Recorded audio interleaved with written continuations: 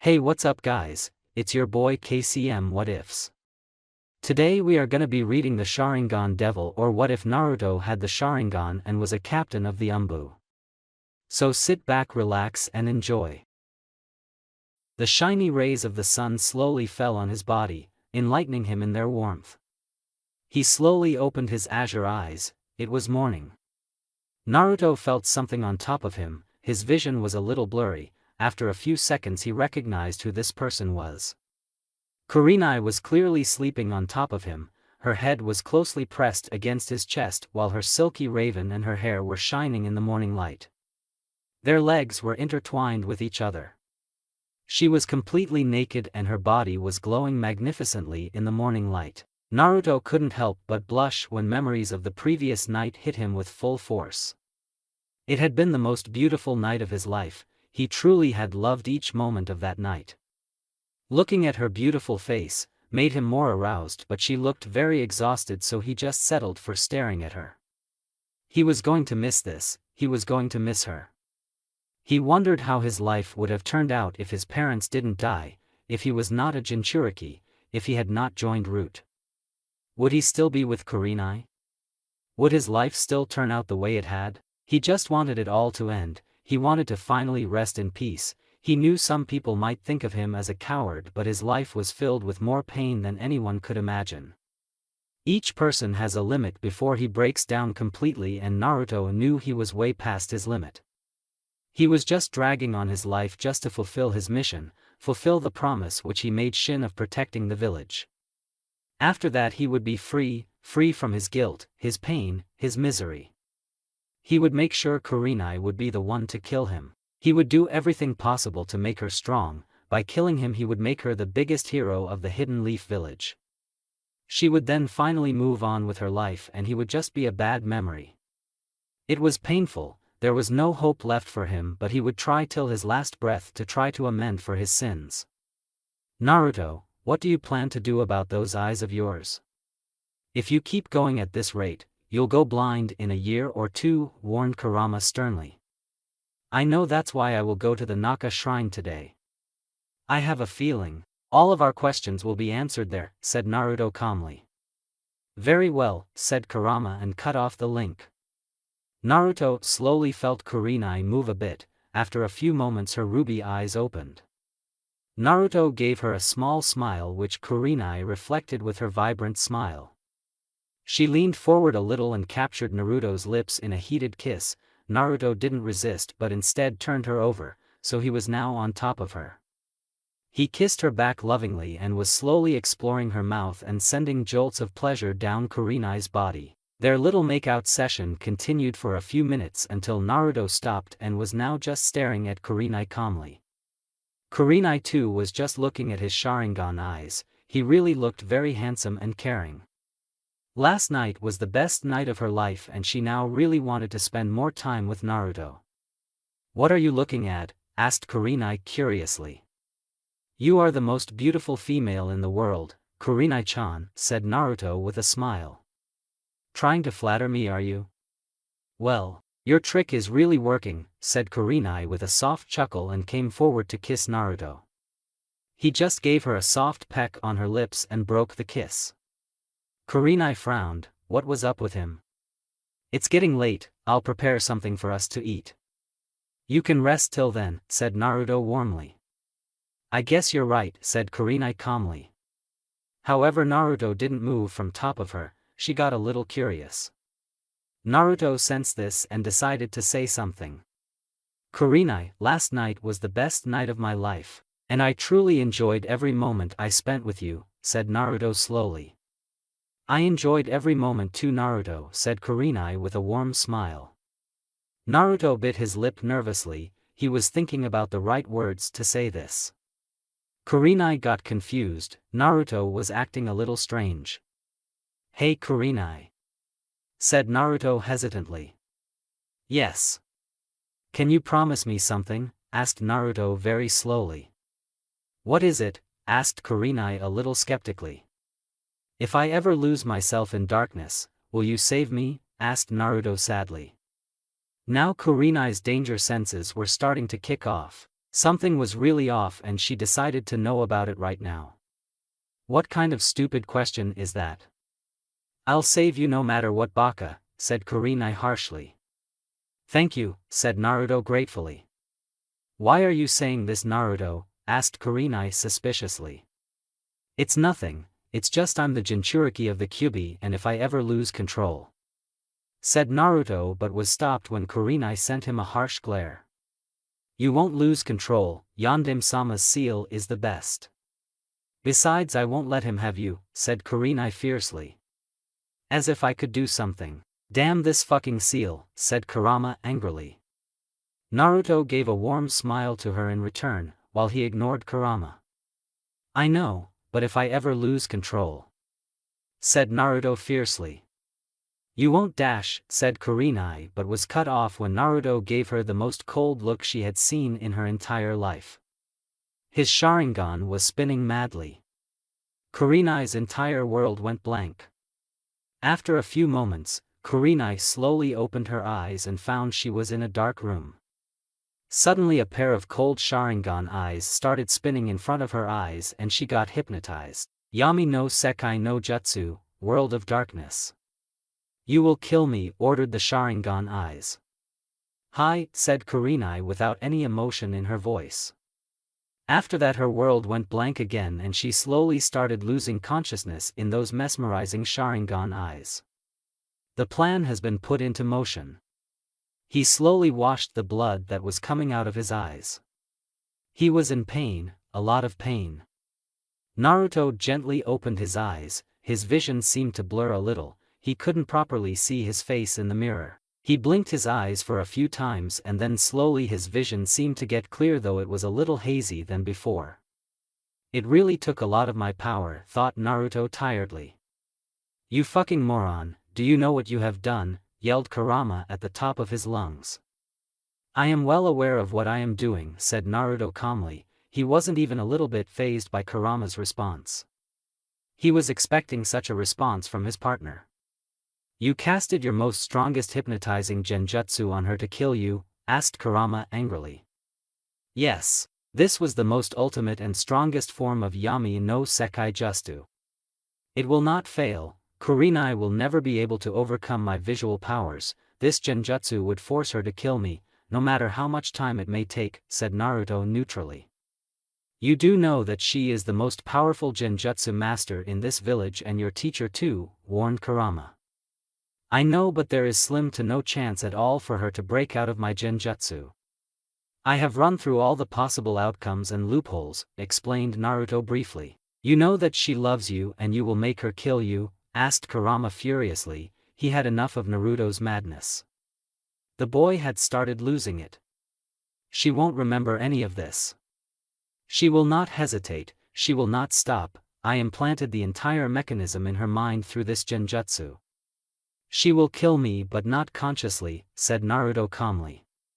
But what would happen after she kills you? I don't want to diminish your skills, but with me sealed in you it won't be easy.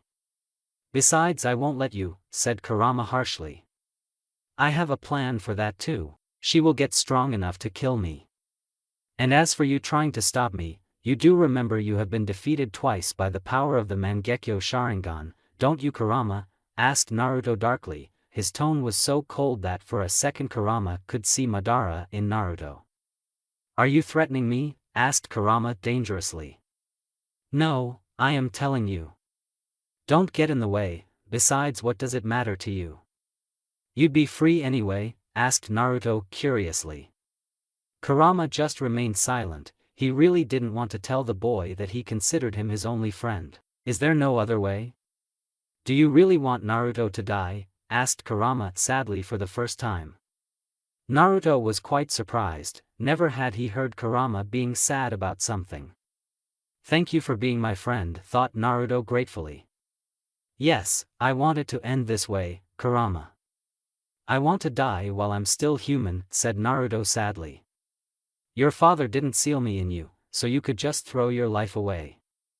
He wanted you to master my power and bring peace to this world, snapped Kurama angrily. My father's dead, said Naruto harshly. Naruto dash. He wanted to believe in that reason because he wanted to find solace in his pathetic existence, said Naruto hatefully. What are you saying? Asked a shocked Kurama. For the first time in his existence his eyes were wide as saucers. There is no such thing as hope, said Naruto bitterly. His Mangekyo Sharingan was already spinning at tremendous speed. Naruto's entire body was shaking too. There is no such thing as peace, yelled Naruto and cut off the connection. Kurama couldn't believe what he just heard. Naruto always wanted to bring peace to this world. It was his dream. But since Shin's death, Kurama had noticed Naruto had started to change. He had started losing faith. He lost faith in his friends, his superiors, his comrades, his adoptive brothers, the Hokage. He had lost faith in himself. He had lost faith in Kurenai's love. He had lost faith in the shinobi world. Naruto Uchiha had fallen to the Uchiha's curse of hatred. He sat in a dark room, all alone. It was his home, well for now at least. The entire room was engulfed in the smoke that was coming from the cigarette that he was smoking with the help of his right hand. His back was laid back against the wall and his face didn't show any emotion on it. He had a small note in his left hand which he was staring at quite intently. This was his choice. This was his fate. This was his dark path. He looked up and saw the smoke in the air. He idly wondered if humans are like smoke who ultimately vanish into thin air. What awaited a person after death? Was it heaven? Was it hell? Or was it loneliness? He could accept either of the choices, though after tonight he knew he would most probably be going to hell. But he didn't want to remain alone. Loneliness was the worst fear of his life. He was a Jinchuriki and for such a person loneliness was the worst pain in life. He really didn't want to know how he would have turned out if Kakashi had not adopted him, if he had not made such good friends like Sasuke and Sakura. If he didn't have such a good family like Hiruzen, Imiko, Konohamaru, Tuchi, Ayame and Tsunade. And most of all he wouldn't have been sane if Kurenai had not loved him. He had no regrets except one, he didn't blame anyone for his misery nor his pain. Maybe it was karma and he was paying for the crimes of his past life in this one. Maybe he really was a monster, a demon that the people had called him in the past. After tonight, no matter what his reasons might be, what type of person he was, nothing would be remembered. He would only be known as a traitor, a murderer and scum. It didn't bother him at all, he had made his peace with destiny. He knew what he was doing was for the greater good and with great power comes great sacrifice. Self-sacrifice is the duty of a true shinobi. A small smile came on his lips as he remembered that phrase which his brother had told him. A small memory came to his mind which reminded him why he was here. Flashback, a few days ago. In a small abandoned hut, two figures could be seen standing in the darkness. One of them was standing straight while the other was in a kneeling position and had his head bowed. The person who was standing was wearing a black cloak and had his face covered by a wolf mask. "Have you made up your mind yet?" asked the cloaked person sternly. The other person just didn't answer and kept his head bowed down. His silky blonde hair was flowing freely with the cool breeze of the wind. After a few moments he said in a low voice. "Please wait, I just need more time," requested the person formally. "It will be too late once the players start to make their move." "The situation is extremely fragile," said the wolf-masked person seriously. "Hi," said the other person silently. "If you haven't made up your mind, we'll be forced to take action," ordered the wolf-masked person sternly. The other person panicked and raised his head instantly. The wolf-masked person could clearly see the shock in his azure eyes. The shock in his eyes slowly died away, his eyes morphed into a Mangekyo Sharingan. "I realize that," said the person slowly. "Naruto. I'll end this once and for all," said Naruto and walked away. Flashback end. A tired sigh escaped from his mouth. It really was time and there was no going back now. Tonight he was going to set aside all his personal feelings and do his duty as a true shinobi of Konoha. Most of all he was going to fulfill the promise which he had made to his now dead brother. He slowly dropped the note that he was holding in his left hand. He picked himself up and slowly made his way towards his shelf. He put on white bandages around his arms and legs. He still remembered Kurenai giving these bandages to him as a gift. A small chuckle escaped from his lips as he remembered how he had complained to her that they were not cool and received a light bop on the head in return. He put on his arm guards over the bandages on his arms. He gently put on his black pants and strapped his weapon pouch on his right thigh. Opening the door to a shelf, he could see a vast amount of weapons and supplies stashed in it. Kunai, shuriken, exploding tags, wires, medkit, few storage scrolls and a sword. He was going to need all of it. His hands slowly started placing a large number of kunai and shuriken in his pouch. He sealed some stuff in the scroll and stuffed them in his back pockets. The wires and medkit were hidden in the pockets of his pants. The medkit was given to him by his teammate and longtime friend Sakura Haruno. She really cared about his safety and his health. He was grateful for having such a caring friend. He slowly put on his shiny black combat boots. They were very sturdy and stubborn. He put on his black shirt, which had a small Uchiha crest on its back. Sasuke had given him this shirt on his birthday and he was grateful to him for that. He put on his ANBU gray flak jacket. This was his uniform.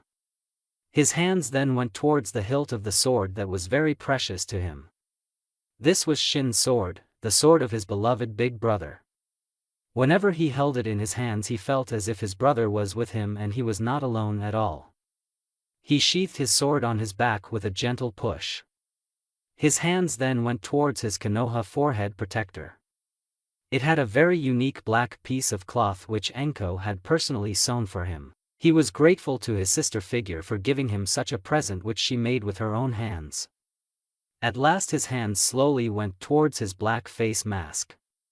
This was his first gift which Kakashi had given him. Kakashi was the closest thing he had to a father and a big brother. Naruto knew no matter what he did, he would never be able to repay the man enough for adopting such an orphan like him and giving him a good life. A small tear escaped from his eyes as he remembered all the good times he had with Kakashi. Their training, their pranks, their joy, their pain. He would never forget anything and he would never forget Kakashi, the first precious person of his life. He slowly put on his face mask and wiped away his tears. He stepped up in front of a mirror and looked at himself. He was ready. He looked like a killer shinobi. He was not Naruto. He was an ANBU captain. He was a soldier. He was a shinobi of Konohagakure no Sato. He was Naruto Uchiha of Konoha. He gave one last glance to the picture on the wall of his apartment. There were several people in that picture. Naruto stood in the center with his Chunin vest. Kurenai was leaning on his right side and had a big smile on her face. Sasuke stood on his left with a bored look while Sakura was beside Sasuke and had a big smile on her face while making the victory sign. Kakashi stood in the back with an eye smile on his face while Enko was leaning on Kakashi and had a board proclaiming how sexy and beautiful she was on her back. "Thank you for everything." These were his last words before his azure eyes morphed into a 3-tomo Sharingan and he put on his Falcon ANBU mask. He left the house with a shunshin knowing he would probably never return home again. The only thing that remained were memories and the note which he had left on the floor. It just had one word on it, but the message was clear. Goodbye. A lone figure could be seen standing on the rooftop. His shiny ANBU gear was being reflected in the moonlight. But the most unique things was his Falcon ANBU mask and his 3-tomo Sharingan which could be seen through the holes in the mask. The person's vision was fixated on a small window of a nearby apartment, more specifically on the person who was sleeping in the apartment. She had silky raven hair and a very beautiful face. She was sleeping in her nightgown but she looked like a goddess in the moonlight. Her beautiful luscious red lips could make any man fall for her. There was a flash of thunder which made her open her eyes. She sat up straight and looked outside the window. Her vision was very blurry but she saw a person standing on a rooftop opposite her window. Was it an ANBU? She slowly wiped away the dust which was on her eyes and now looked more clearly, but no one was there. The person was gone like the wind, it was as if he was a ghost. I swear I saw someone outside just a moment ago, thought Kurenai in confusion.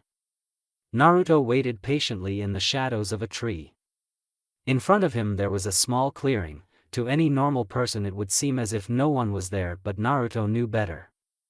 ANBU were ninja who specialized in stealth, and the fact that this person was very stealthy was to be highly taken into consideration.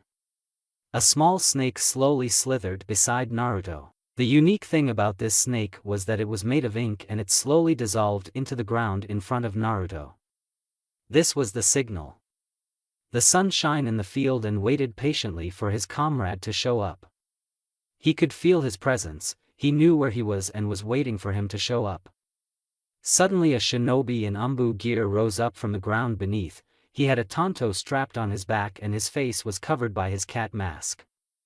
Naruto looked at this person seriously. Now they were in enemy territory and they had very less time to fulfill the mission. The invasion was going to happen in a few hours, and for the first time the entire Root ANBU Black Ops had gathered in one single location. Naruto knew most of the Root ANBU must be awake and ready for any type of attack, but this was their only chance.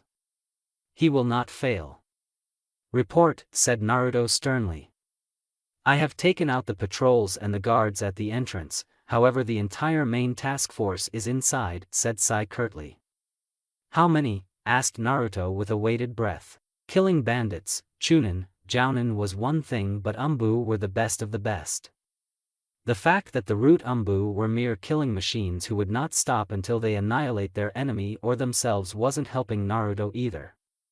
300, said Sai, shocking Naruto. What? Asked Naruto in shock. There was an entire ANBU force equivalent to 3 companies of ninja. Each ANBU was equal to 5 Chunin. Things just got more fucked than they were before, thought Naruto frustratingly. Sai sensed his friend's dilemma and he didn't blame him. Even though he was nervous, they were facing an entire ANBU force all by themselves. The fact that many of these ANBU were their comrades and friends in the past was severely weakening their morale. Sai and Naruto were the only ones en route who couldn't kill their emotions completely. They were shinobi, but they still could not muster enough courage to kill their own comrades, their friends, their superiors, their teachers. It was so painful that both boys couldn't describe their feelings in words. Do you want to abort? Asked Sai silently. No, we will do this. There is no going back now. If we don't stop them now, the entire village will be swept into a civil war by tomorrow. We must do this, we'll go down fighting if it means saving the village. Are you with me? Asked Naruto seriously. Till the end, said Sai confidently. Sai, I know how you feel, but this is for the greater good, said Naruto sadly. I know, Naruto, you are my friend. We are in this together till the end. I know how your heart is breaking right now, said Sai in a remorseful voice. Naruto dropped his head in shame, his fists clenched tightly. He was going to kill his friends, the kids he had trained and grew up with. The teachers who had taught him, his superiors. All of them, it was unbearable. And all of this was happening because of one man's madness. Danzo, thought Naruto angrily. All of this is happening because of that bastard. If not for him, Nezen would be alive right now. He must pay for his crimes against Konoha and against all of us. I will kill him tonight no matter what happens, said Naruto dangerously, and his Sharingan flashed murderously. Sai did his best to control his feelings. Naruto was very angry right now, and it was good that he was on Sai's side. Sai pitied those who were going to face Naruto in combat. Naruto was the strongest ANBU captain ever in the history of Konoha. His skills were totally on a different level, and Sai didn't even want to think about Naruto's Sharingan. Those eyes scared him to death. He still remembered Naruto slaughtering 3 platoons of IWA shinobi in a covert operation a few years back.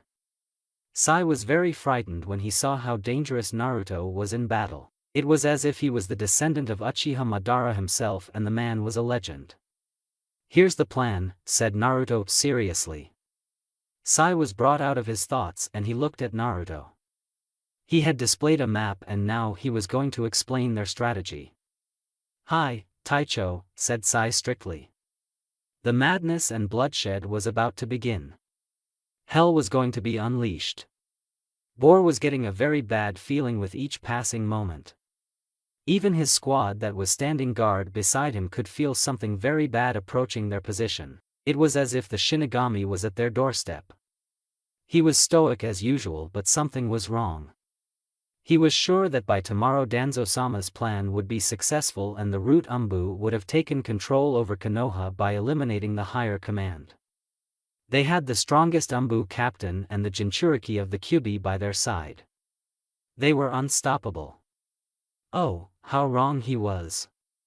He was interrupted from his thoughts when suddenly mist started to form all around his and the squad's position. They were supposed to be guarding the frontal part of the base and it seemed that they had intruders. Kirigakure no Jutsu, hidden mist technique, thought Bor analytically.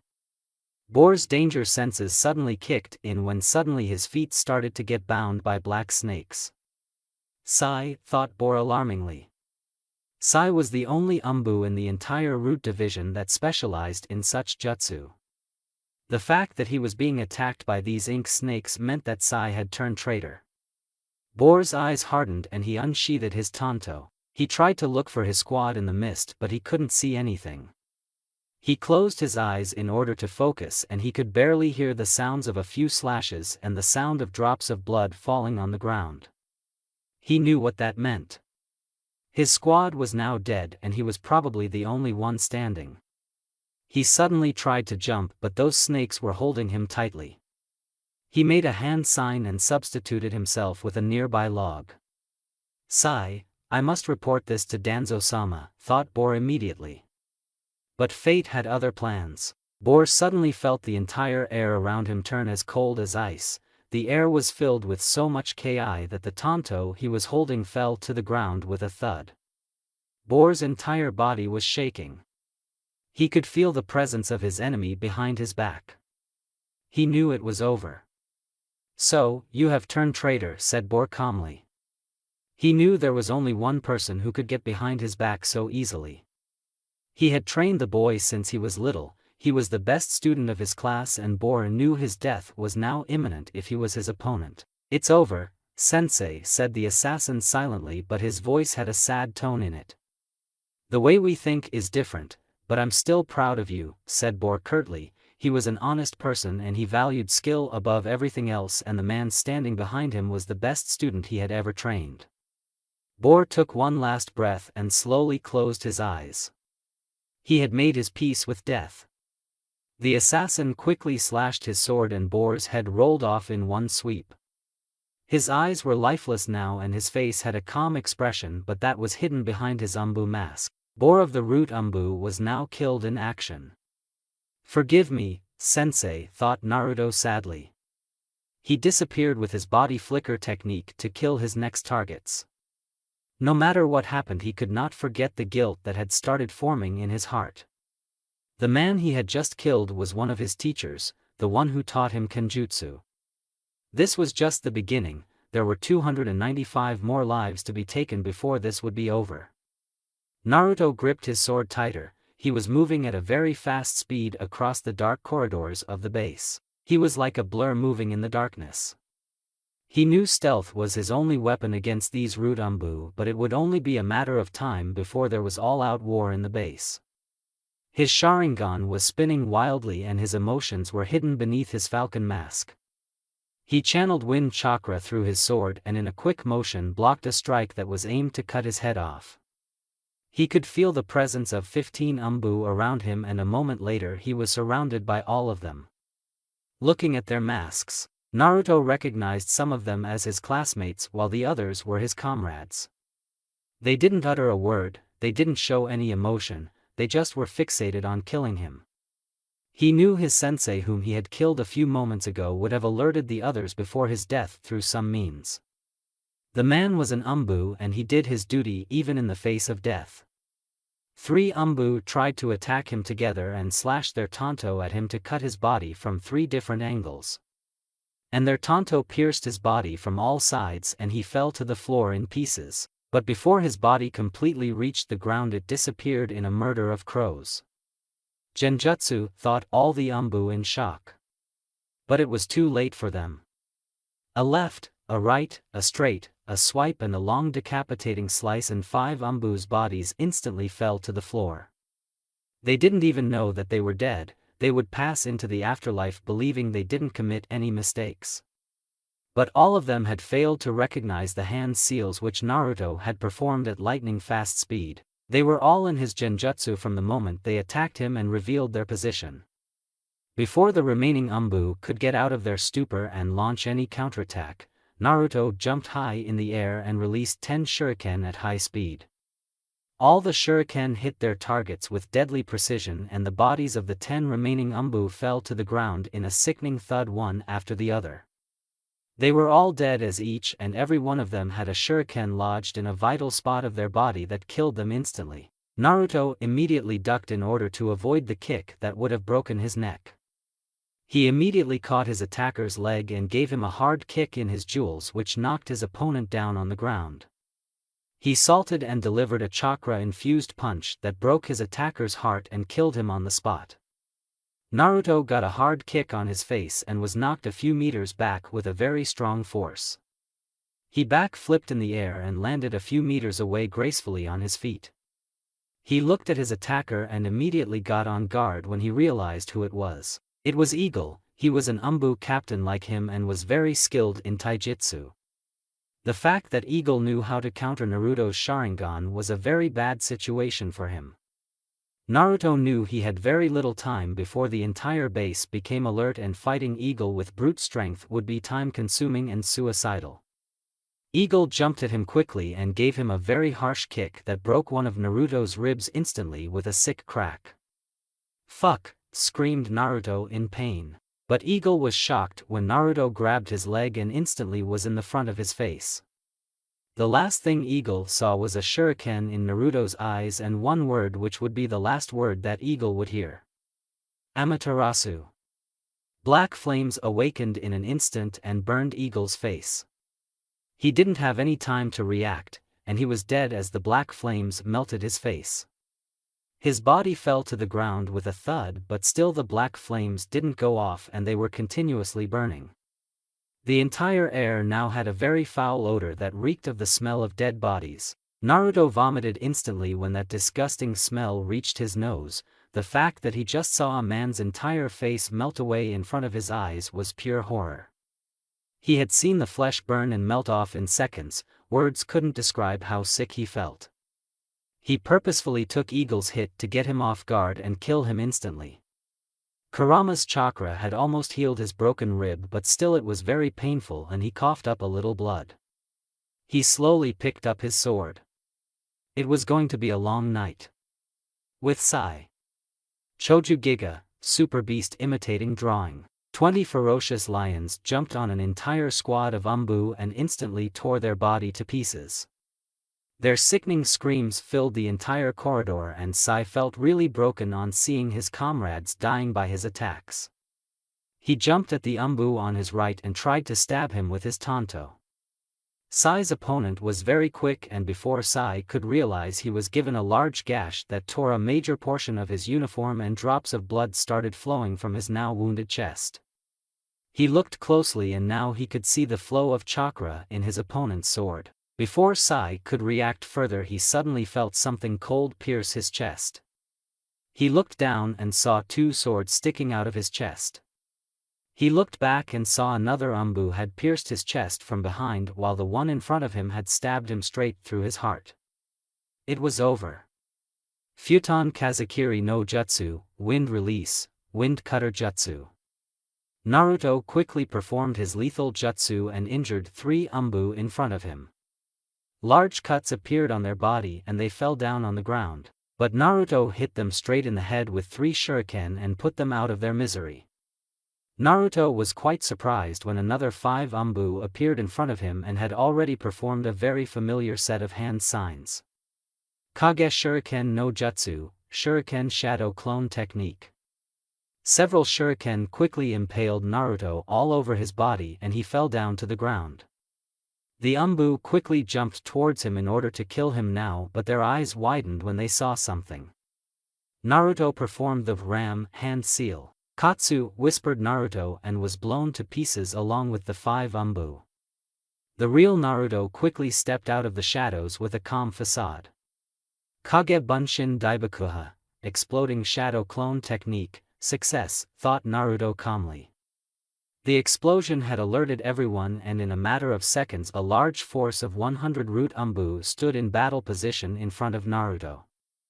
Naruto was not at all unfazed by this counter-reaction.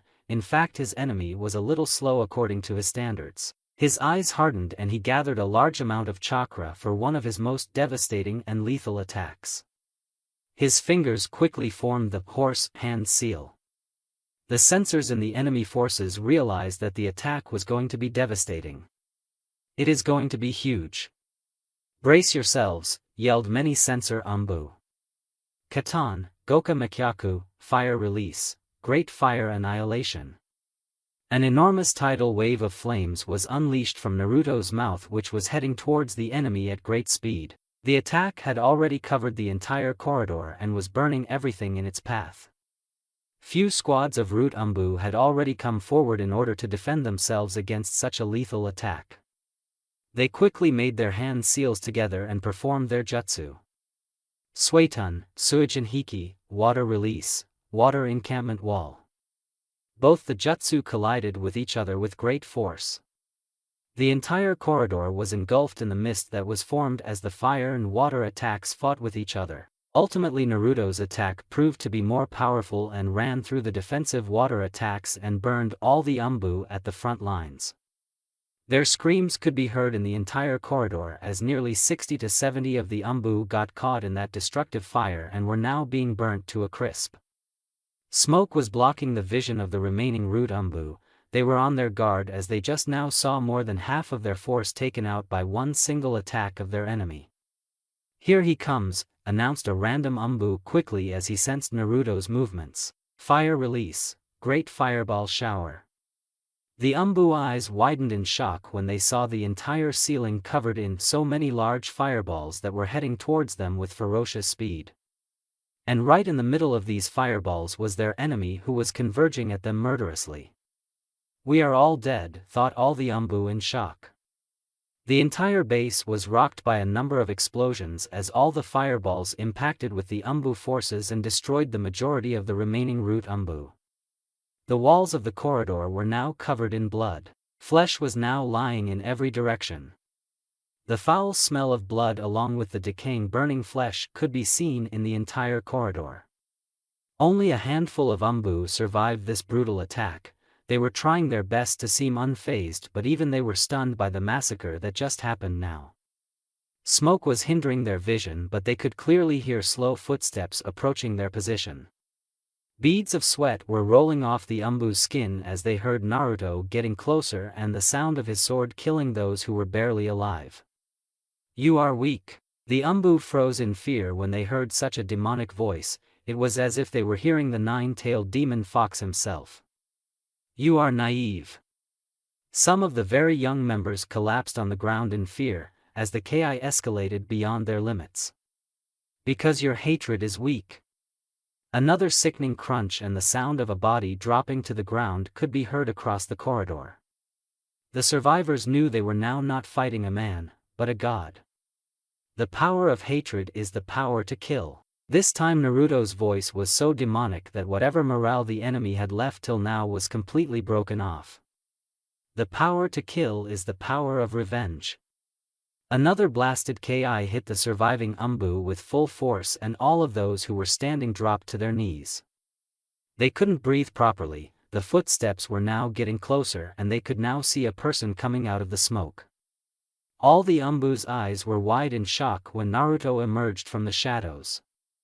He looked like a death god himself. His entire uniform was now drenched in blood and pieces of flesh were stuck on it. His sword looked as if it had a blood bath. The entire sword was covered in blood and many droplets were falling on the ground. Naruto's ANBU mask looked burned in a lot of places. But the most fearful thing was his eyes.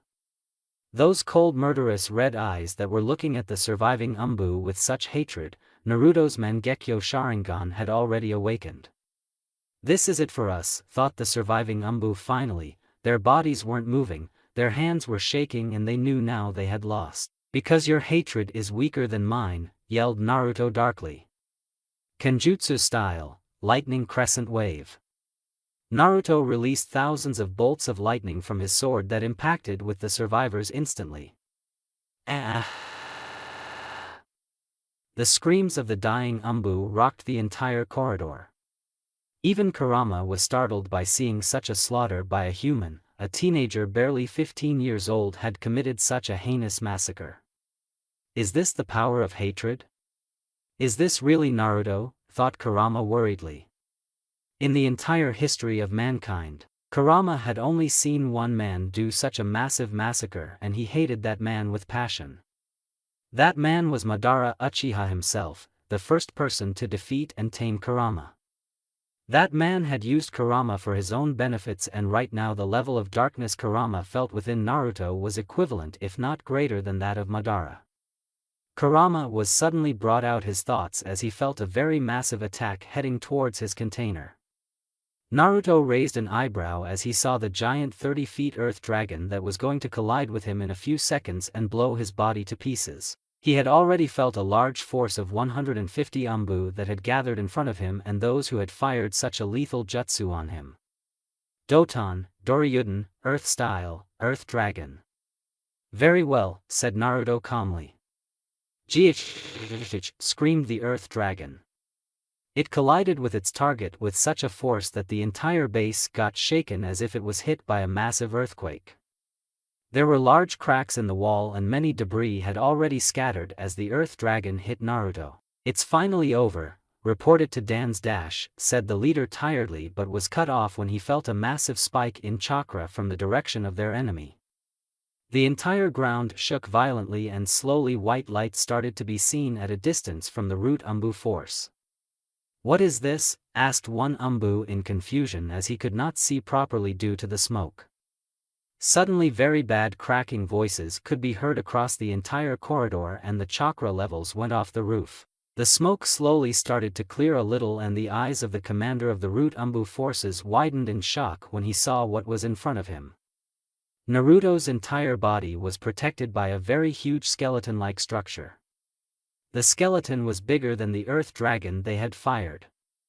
The skeleton structure was very wide and from the look of it, it was fucking strong as it seemed to have saved Naruto from that Earth Dragon. Naruto was standing right in the middle of this humanoid monster that was protecting him. His ANBU mask had already broken to pieces and he seemed to be panting very harshly. His head was bowed down and his silky blonde hair was swinging wildly while his face seemed to be covered by his black face mask. The entire skeleton was white in color, and it very much resembled the actual color of the human bones. Naruto slowly lifted his head and the root ANBU slowly took a step back in fear when they looked in his eyes. There were now a three-pronged shuriken in his blood-red eyes signaling that he had activated his Mangekyo Sharingan fully. Naruto firmly said one word that sent chills down the spine of all the root ANBU. Susanoo. Susanoo. The entire ground shook violently, sending a very big shock wave across the entire base. Many of the walls cracked due to the sheer force of Naruto's jutsu. The root forces just stood there in shock, their eyes couldn't believe what they were saying. The entire skull-like structure was developing with each passing moment. At first it was just a skeleton, but now slowly veins had started to form over the bones. And now it possessed two Sharingan eyes that had a shuriken in each of them. In the right hand of the structure soon some light started to glow, and to the root force's shock soon a large 20 feet sword came out of it. The sword was sparkling with so much electricity that the sound was starting to get unbearable. The humanoid monster underwent another change and now its face was covered in a knight armor helmet, only its red Sharingan eyes could be seen which were looking at the root forces murderously. Naruto was in unbelievable pain. His entire body was on fire. Each and every cell of his body was burning like hell. He couldn't describe in words how painful this process was. He suddenly coughed up a lot of blood from his mouth. This jutsu is really harmful for my body, thought Naruto tiredly. Take my chakra, it would decrease the pain your body is in and will not drain your chakra completely, said Kurama seriously. Thank you, said Naruto gratefully. The pain started to decrease as Kurama's chakra started to flow across Naruto's entire body. The effect was instantaneous. Naruto's Susanoo that was white in color now started to have large shades of orange across its entire body. The muscle of the Susanoo became even more hard and 2 horns of orange color developed on the Susanoo's helmet. All in all, it looked like a demonic monster of hell. Today I'll show you the legendary power of the Uchiha. You shall see why we were feared in the shinobi world, said Naruto loudly. Soon a large spear started to form in Susanoo's left arm. The spear was very sharp, but the most dangerous thing was that it was entirely made up of black flames. Damn, said a young root ANBU. What is this? Asked another ANBU hesitatingly, his legs were shaking very badly. It's out of our league, said another ANBU defeatedly. Is this the power of a devil? Said an ANBU with a little fear and took a step back. Is this really ninjutsu? We cannot defeat such a monster. This is not good. Naruto's Mangekyo Sharingan spinned wildly and soon the entire spear looked like a blazing inferno that would burn and destroy anything in its path. Enten, Susanoo Kagutsuchi, Blaze Release, Susanoo Kagutsuchi. Naruto's Susanoo raised the now burning spear high in the air. It then moved its hand a little back and then with great force threw the spear straight towards the ANBU forces. Fuck, this is it, thought all the ANBU in fear as they saw the enormous spear ready to destroy all of them in one precise strike. Shintenshin no Jutsu, mind-body switch technique. Naruto suddenly felt someone take over his body, but before he could do something the attacker was already gone from his mind. So you are here, Fu Yamanaka, said Naruto with a grin. Naruto's spear had totally missed its target and had now struck the ceiling. There was a large hole in the ceiling and black flames were spread on the entire ceiling. As the smoke cleared, Naruto could clearly see Fu as well as his partner Torian Aburame standing side by side in their ANBU gear. Formation C soldiers, barked Fu loudly. The root ANBU forces that had previously lost their morale quickly got into the said formation. The appearance of 2 of their strongest ANBU captains was a relief for them. Don't give up no matter what. We must fight for Konoha, even if it costs us our lives, said Fu commandingly. We are the roots that support this village. We shall not fall, said Torian firmly. The root ANBU's morale increased further and they tightened their grip on their tanto. Their ki increased greatly and they now looked ready to kill. Naruto started chuckling, which then fully transformed into a mad laughter.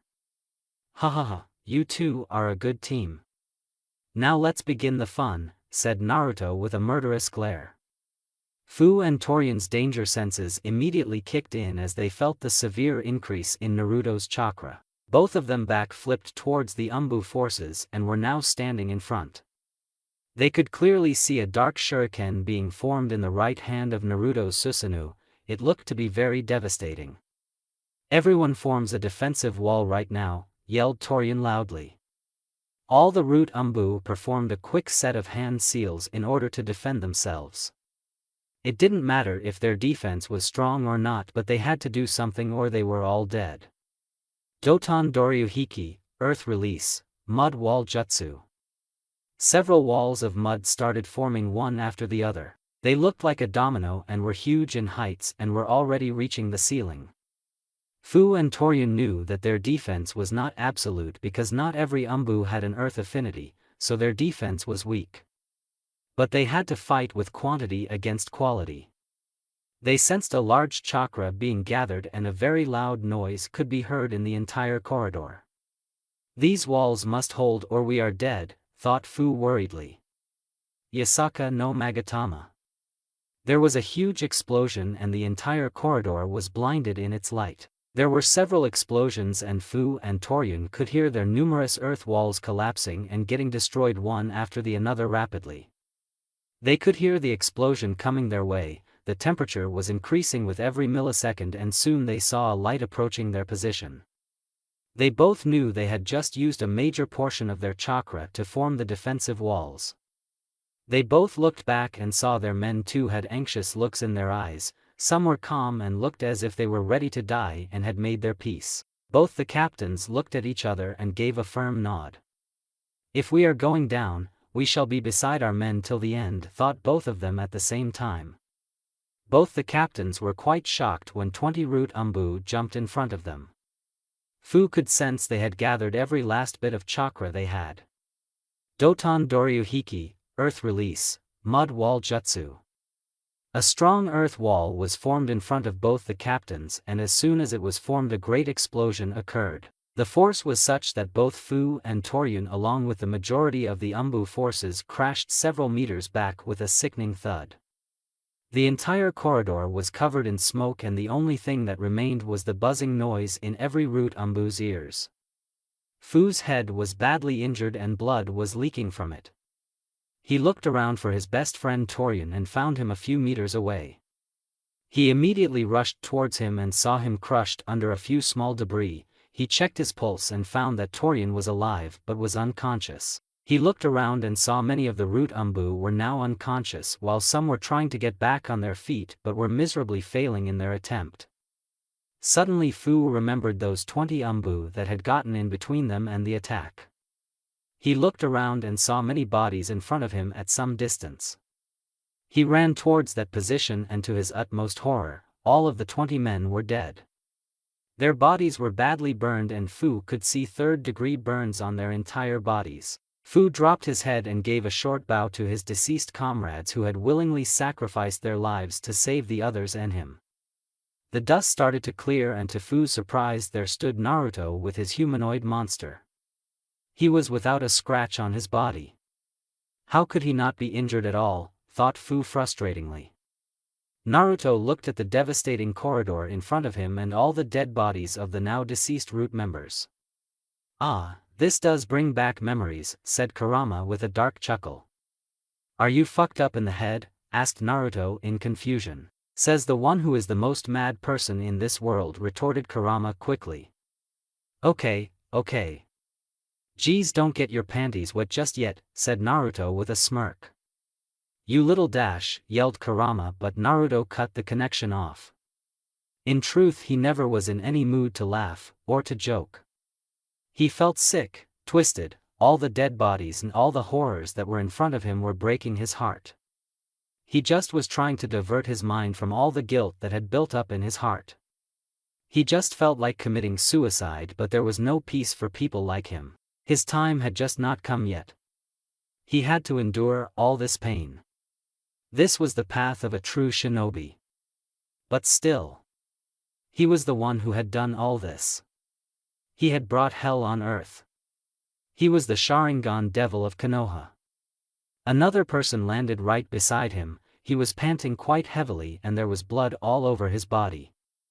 Naruto sighed in relief on seeing his friend still being alive. You're late, Whitey-chan, teased Naruto deviously with a smirk. Sai's eyebrows twitched in annoyance. He hated when someone called him that. Naruto really was an asshole. He knew just how to piss off people.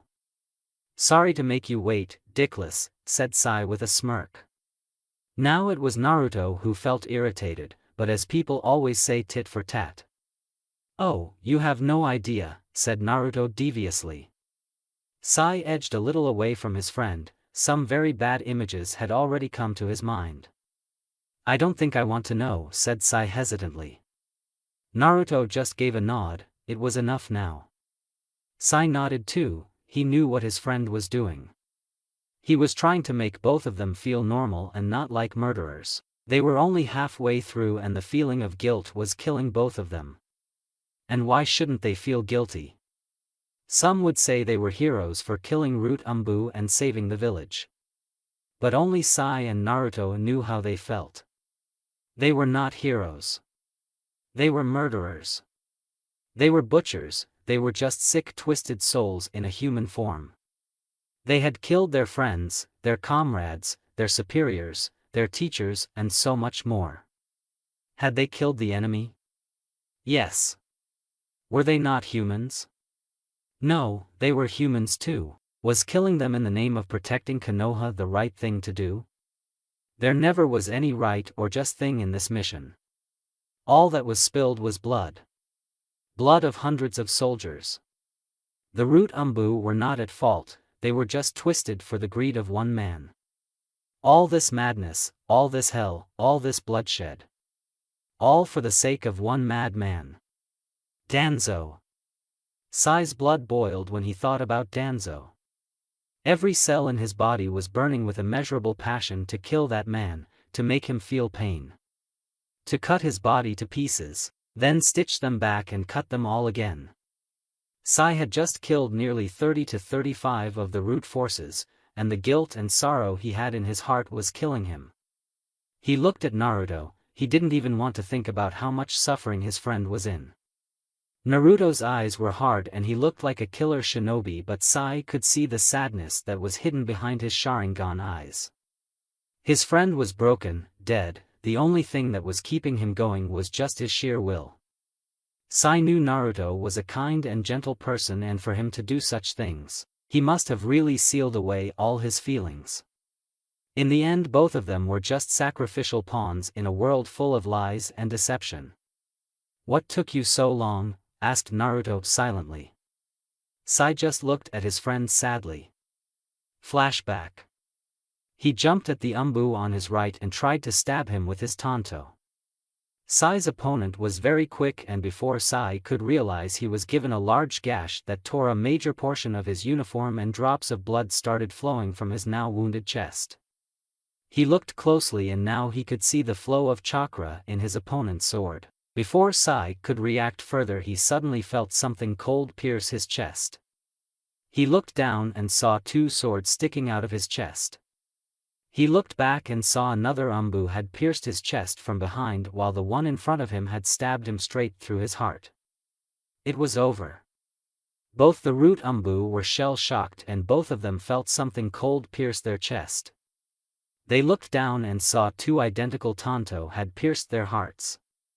In their last moment they tried to look at the enemy they had just killed.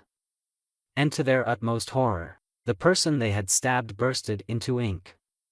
Sumi Bunshin. These were the last thoughts of both the Root ANBU before they dropped dead on the floor. Their bodies were lifeless, their hearts were shattered to pieces, and their eyes were now dead. The real Sai and his clone slowly stepped out of the shadows. All this time the Root was fighting his clone, and when the time was right, Sai had struck and killed his enemies.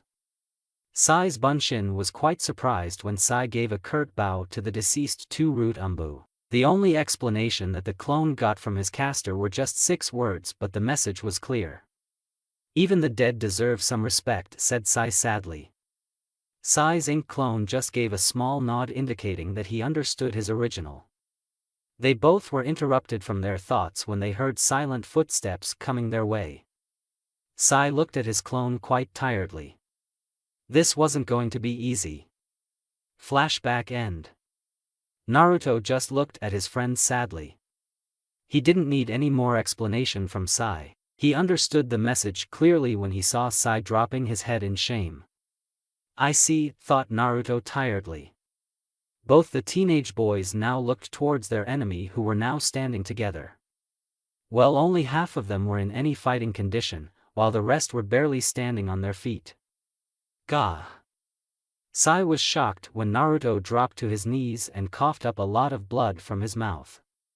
"Are you injured?" asked Sai worriedly. Pant, I'm fine," said Naruto with a ragged breath. "You don't look fine." "You look like shit," said Sai heatedly. "So do, you," said Naruto tiredly. Not yet, thought Naruto tiredly. Naruto shakily got up. His Susanoo was trying to maintain its form but was shaking badly. "I said not yet," yelled Naruto angrily. To Sai's amazement, the Susanoo that was shaking started to grow again, and now something strange started to form in its left hand. Sai, stay back. Things are going to get very ugly now, said Naruto tiredly as he saw the remaining root forces ready to charge at them. But dash, said Sai in protest. That's an order. I'm your captain and I'm ordering you to stay back, yelled Naruto loudly. Whatever protest Sai was going to raise died in his throat when he saw how fierce and serious Naruto was about his order. Naruto was his captain and Sai knew he had to obey his orders at any cost. Hi, said Sai defeatedly. Charge. Sai heard Fu's voice across the corridor and his eyes widened in shock when he saw Fu charging towards them with 90 to 95 of his remaining ANBU forces. Almost all of the ANBU were going through their specific hand seals. This was going to get very ugly. Naruto soon jumped in front of Sai, his Susanoo flared heavily and soon something round started to form in its left hand. Futon de Tapa, Wind Release, Great Breakthrough Jutsu. Futon Suedo no Tatsumaki, Wind Release, Tornado Tunnel Jutsu. Futon Repashu, Wind Release, Gale Wind Palm Jutsu. Futon Kazakiri, Wind Release, Wind Cutter Jutsu. Futon Suresu no Tatsumaki, Wind Release, Slicing Tornado Jutsu. Futon Kaiten Shuriken, Wind Release, Rotating Shuriken Jutsu. Futon Ryusegan, Wind Release, Gravity Force Jutsu. Futon Atsugai, Wind Release, Pressure Damage Jutsu. Katan, Gokakyu no Jutsu, Fire Style, Fireball Jutsu. Doton Doryuden, Earth Release, Mud Dragon Projectile Jutsu. Doton Ishihasha, Earth Release, Stone Catapult Jutsu. Suetun, Mizurappa, Water Style, Violent Water Wave. Suetun, Suryuden no Jutsu, Water Style, Water Dragon Bullet Technique. Kawara Shuriken, Tile Shuriken. Katan Hozenka no Jutsu, Phoenix Sage Fire Technique.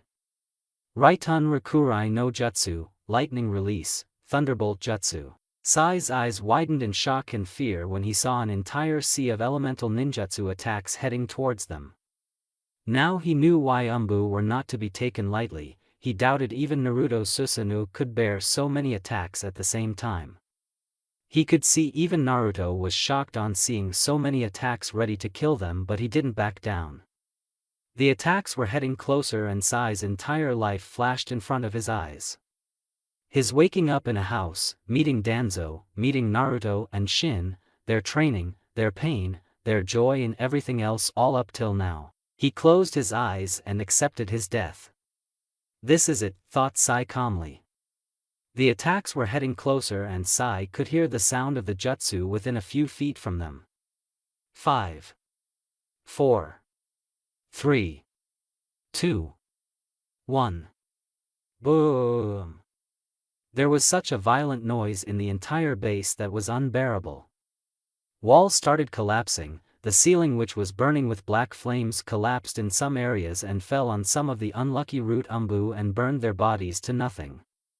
Smoke and dust was everywhere, violent coughing could be heard in the entire base, and there was a very bad sound that was buzzing in everyone's ears. It was as if they were hit by a grenade right beside their ears. Am I dead now? Thought Sai slowly. He opened his eyes and could see dust everywhere around him. Is this hell? Thought Sai in confusion. He was brought out of his thoughts when slowly the dust and smoke started to clear. Sai could clearly see the roof was almost blown to pieces and the moon could be seen in the sky now. Bad cracking noises could be heard from the walls indicating they were badly damaged. But what Sai saw next shocked him. Naruto stood in front of him, his shoulders were slumped but he was still standing. But Sai could clearly see the pool of blood that was dropping from his mouth, but the most shocking thing was that there was some sort of shield that Naruto's Susanoo was holding. It was completely orange in color. Naruto soon dropped on his knees again and coughed up blood again. His Susanoo lost some of its structure but the sword in its right hand and the shield in the left hand still remained. Sai immediately rushed towards his close friend. He could clearly see Naruto's skin was burning due to his Susanoo, but the Kyuubi's chakra was healing them at the same time. Sai couldn't even imagine how much horrible pain Naruto was feeling right now. "Naruto," said Sai worriedly. There were black markings all over Naruto's body. Sai put a hand on Naruto's chest and he realized these markings were severely hurting his body. "Stop this, Kurama, it burns," said Naruto sickly. "This is some sort of curse mark, but this is," said Kurama in shock. He couldn't even believe what he just found. "This is not Danzo's regular curse mark, this is," said Naruto, but was cut off as he coughed up more blood. "There is her chakra that is keeping this mark alive and is destroying your cells at a very alarming rate, you little shit," said Kurama angrily. Cough, cough, cough, Naruto continuously kept coughing up more blood. Sai had already taken guard position in front of him in order to protect him. Fortunately the smoke and dust was still there, so the root ANBU were not attacking. For now. "What is going on here, Naruto?" demanded Kurama angrily. "This, mission, was, never, just about, stopping, root," said Naruto and vomited a lot of blood again. "I realize that, what are you hiding, Naruto?" asked Kurama furiously. "This is, Operation Ghost," said Naruto tiredly. "What is this mission? I have never understood why you think you will be known as a traitor for stopping these idiots. You would become a fucking hero for saving this pathetic village," said Kurama in confusion. Said Naruto stubbornly. "So you will not tell me?" asked Kurama tiredly. Naruto just remained silent and was trying to wipe the blood that was coming from his mouth. "Just stop this pain, Kurama, please," begged Naruto. His body was tearing itself from inside. He didn't know how he got this mark. It must be some sort of last resort Danzo would have put to stop him if he ever went rogue. "I'll stop it for now, but I can't keep it under control forever. It has her chakra," explained Kurama briefly. "I know," said Naruto silently. "Do you know whose chakra this is, one that even I am helpless against?" asked Kurama suspiciously. He had a very bad feeling about this. "Yes," said Naruto truthfully. "Who is it?" asked Kurama, but something told him that Naruto already knew about this. There were certain times when Naruto completely used to block Kurama. Kurama felt suspicious, but he believed Naruto wanted some personal space, so he didn't ask any questions. Now he regrets that. So many questions were rising in Biju's mind, and the only one who knew the truth was Naruto. Naruto always was a very mysterious person. Kurama had not seen such a man since the Rikudo Sennin. Naruto always believed in shouldering everything alone.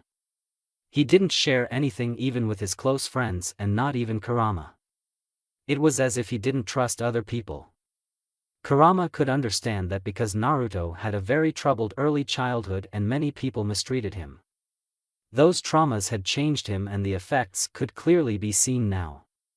Kurama always had a nagging feeling that things weren't what they seemed. Something really fishy was going on in Naruto's life. The boy was a puzzle and no one seemed to figure him out.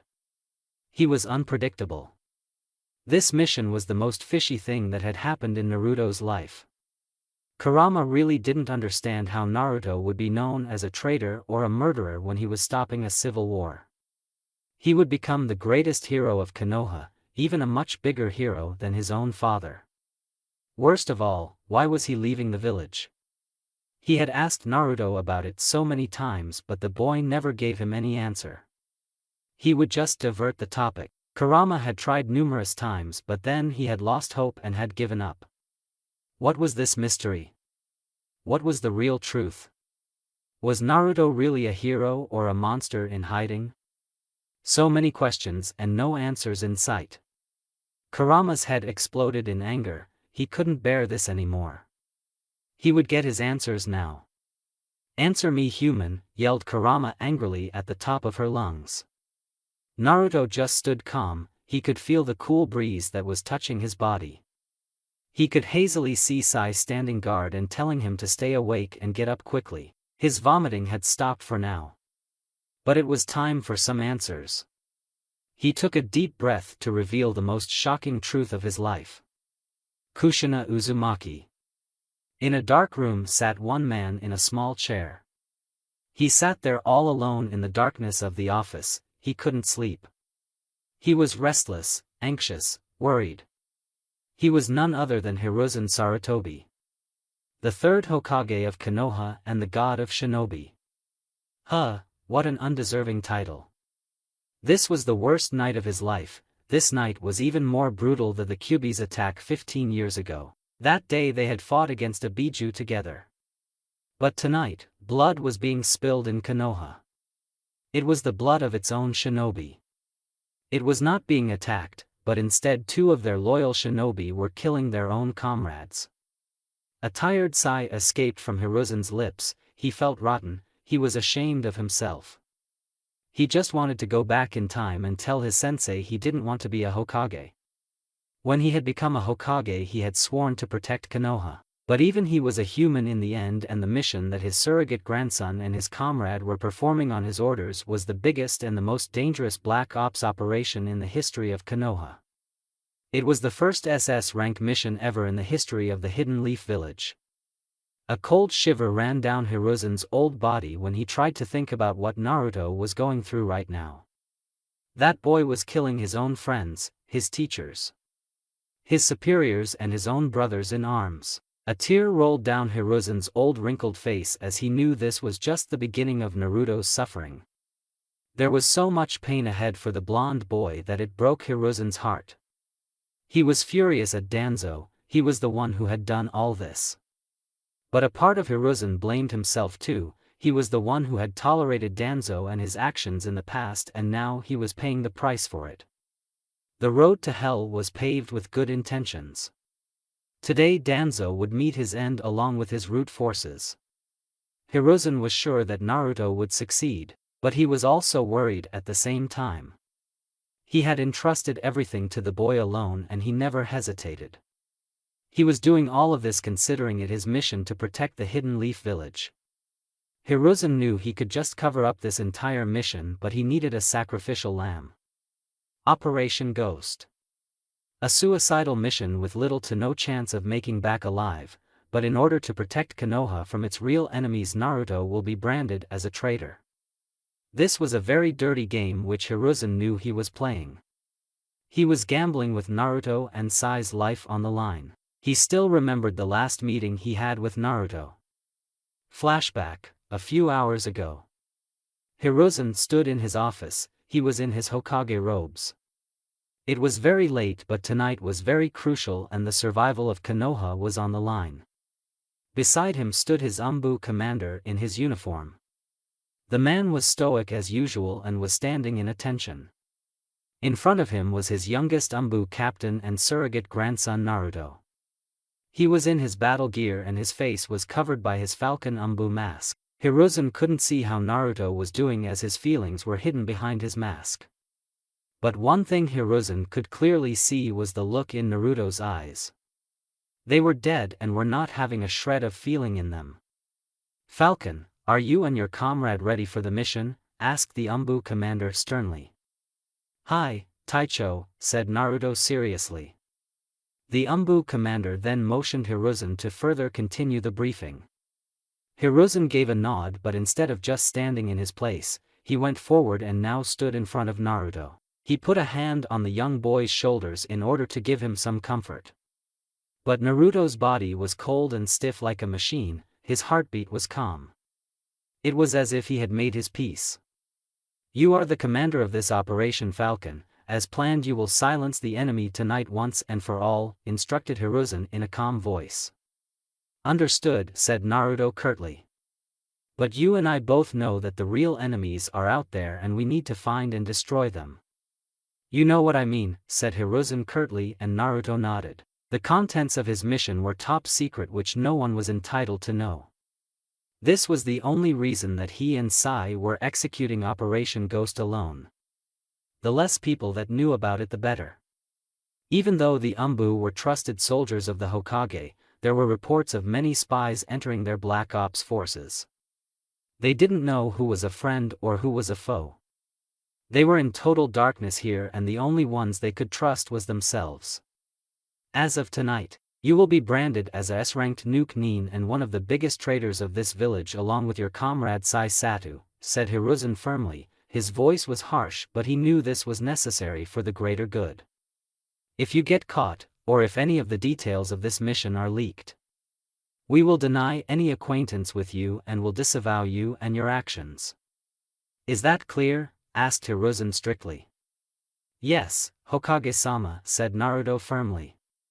You will infiltrate behind enemy lines, you are the only ones who can do this. Find out the truth and report everything you can. The survival of Konoha depends on you boys.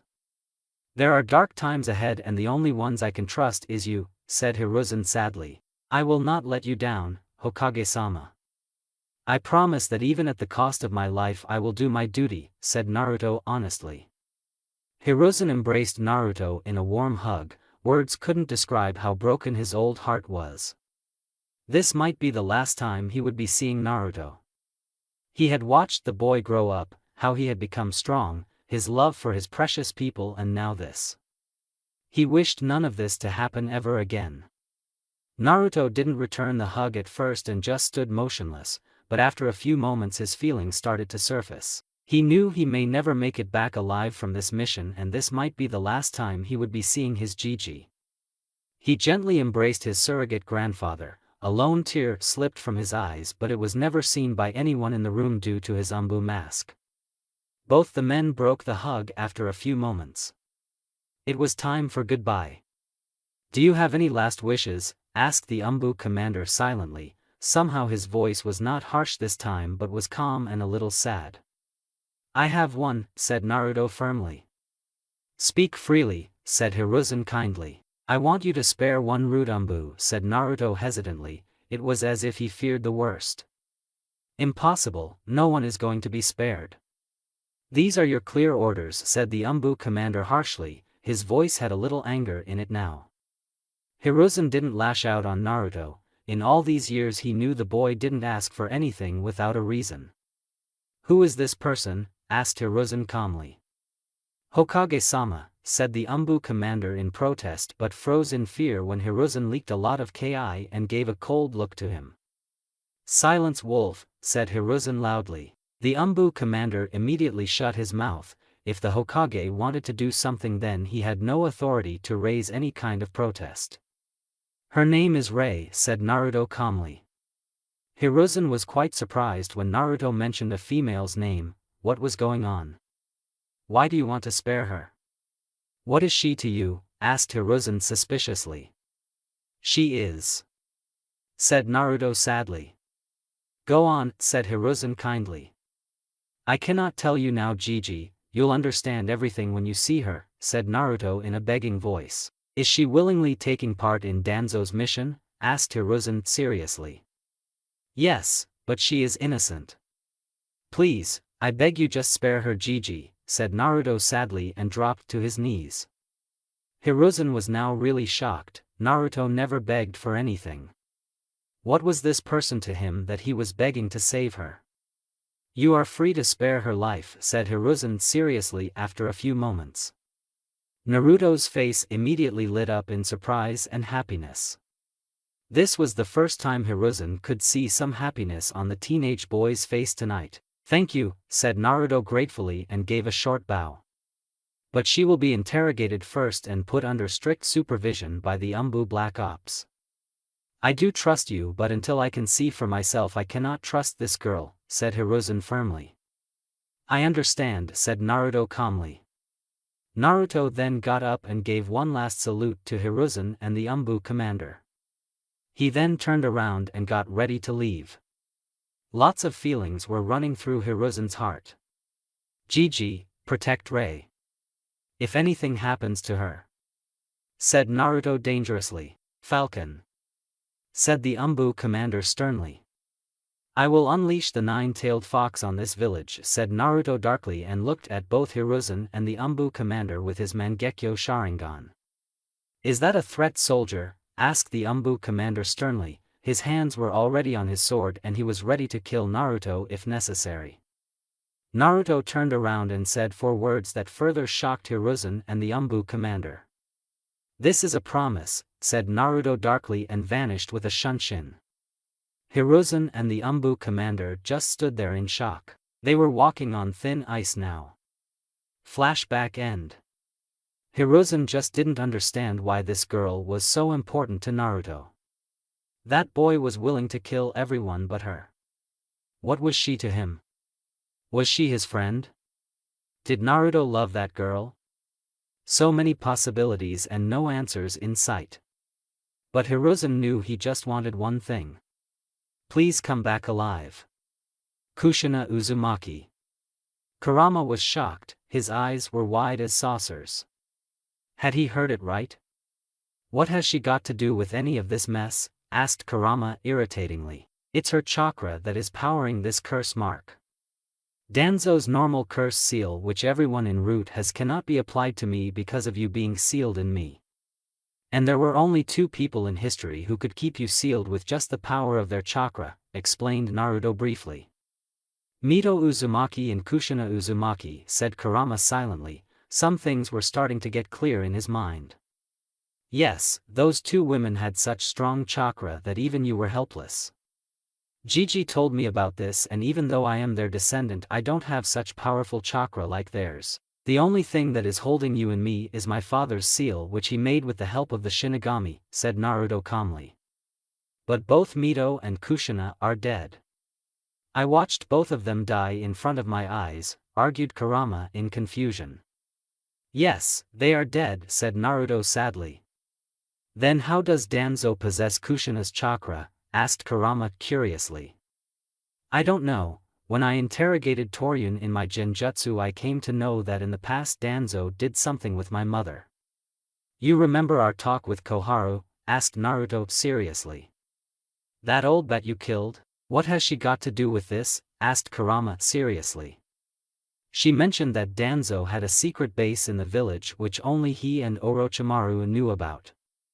Knowing Orochimaru and his twisted experiments he must have helped Danzo in making this type of curse seal. But I don't know when Danzo put this curse seal on me, said Naruto in confusion. But how come those bastards get your mother's chakra if she was dead? Asked Kurama angrily. Sigh, you forgot Kurama. Jinchuriki are not normal humans, their bodies are different. Even after their deaths their chakra network remains active for a few months. It's just like the human brain, whenever a person dies the brain remains alive for a few months and runs on the little energy that it has in its nodes. Jinchuriki's chakra network is the same. The Uzumaki clan possessed a very strong chakra as they were related to the Senju and were the direct descendants of the Sage of 6 Paths, explained Naruto in detail. I see, now it all makes sense. That Uchiha tablet you read was indeed very helpful. The sage really left his legacy behind, said Kurama seriously. Indeed, said Naruto firmly. A small smile came on Naruto's face as he remembered the things he had found when he had read that ancient tablet. He had found a solution to cure his blindness. Now he just had to be patient and wait for the right time to gather his resources. Before embarking on this mission he had found out about every truth of his life. Hiruzen had told him all about his ancestry. Words couldn't describe how shocked Naruto was when he realized he was the great-grandnephew of Uchiha Madara. The man was a legend and was the most powerful Uchiha in history. He was totally surprised that his father Namikaze Minato was an Uchiha, even Kurama was shocked. Though the Biju was furious when the truth came out and didn't talk with Naruto for weeks. But with time he calmed down and understood that Naruto was not like Madara but just related to him. It was not his fault. Kurama, how was my mother able to control your power? You are the strongest Biju in this world, your power is immeasurable. How can she just hold you down without the Reaper Death Seal of the Shinigami? Asked Naruto in confusion. It's because her chakra was poisonous, said Kurama sagely. Poisonous? Asked Naruto in confusion. Kushina was one of a kind. She was able to hold me down with the help of her chakra chains primarily, explained Kurama. Chakra chains? Asked Naruto curiously.